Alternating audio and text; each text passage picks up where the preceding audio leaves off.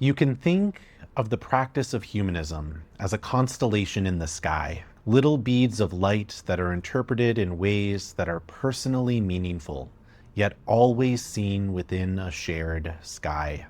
Everyone's understanding of the constellation, or humanism, may look a little different, shaped by individual experiences, cultural backgrounds, and personal philosophies. Still, we are all guided by the same stars, a commitment to human dignity, ethical responsibility, and a belief in the power of reason, compassion, and community. But unlike many religious worldviews that come with fixed doctrines or prescribed rituals, the daily practice of humanism is not pre-written into the stars. There is no single path, no authoritative book of rules. Instead, humanism invites us to participate actively in shaping what a good life looks like.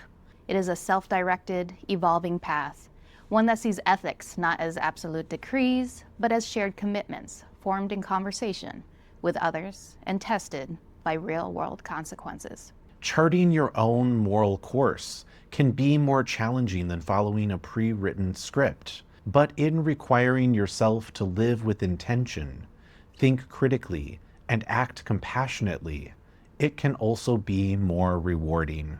So how do you actually do that? One tried and true framework is the 10 Commitments, 10 flexible shared values that many humanists utilize to put their beliefs into practice. In no particular order, they are critical thinking, ethical development, peace and social justice, service and participation, empathy, humility, environmentalism, global awareness, responsibility, and altruism. These aren't commandments, but rather a uniting toolkit for articulating your values, recognizing areas for growth, and finding ways to live those values daily. The actions you take to implement these values can range in scale, from the personal and interpersonal all the way to the communal and global. Practicing humanism doesn't require reinventing your identity.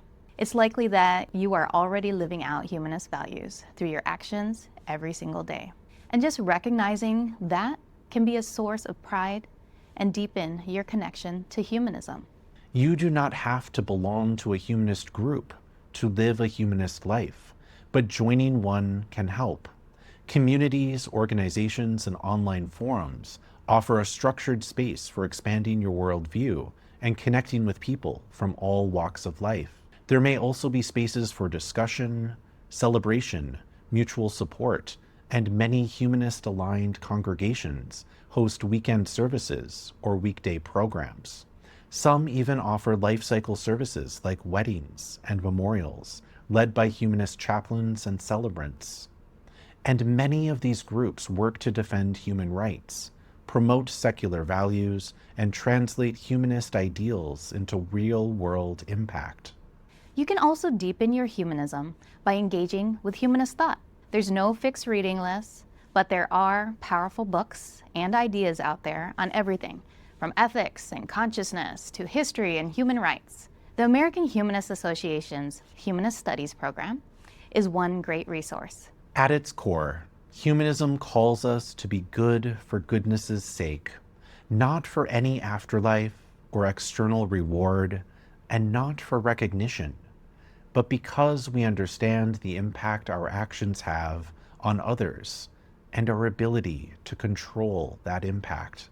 Our choices ripple outward to our families, communities, and planet.